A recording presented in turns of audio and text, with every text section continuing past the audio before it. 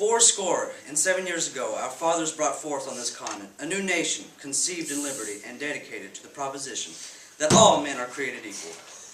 Now we are engaged in a great civil war, testing whether that nation, or any nation so conceived and so dedicated, can long endure. We are met on a great battlefield of that war. We have come to dedicate a portion of that field as a final resting place for those who have gave their lives that that nation might live. It is altogether fitting and proper that we should do this.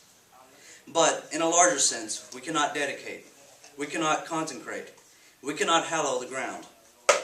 The brave men, living and dead, who struggled here, have consecrated it, far above our poor power to add or detract. The world will little note, nor long remember, that we say here, but it can never forget that they did here. It is for us the living, rather, to be dedicated here, to the unfinished work which they who fought here have thus far so nobly advanced. It is rather for us to be here dedicated to the great task remaining before us, that from these honored dead we take increased devotion to that cause for which they gave to the last measure of the devotion, that we here highly resolve that these dead shall not have died in vain, that this nation, under God, shall have a new birth of freedom, and that government of the new people, by the people, for the people, shall not perish from the earth.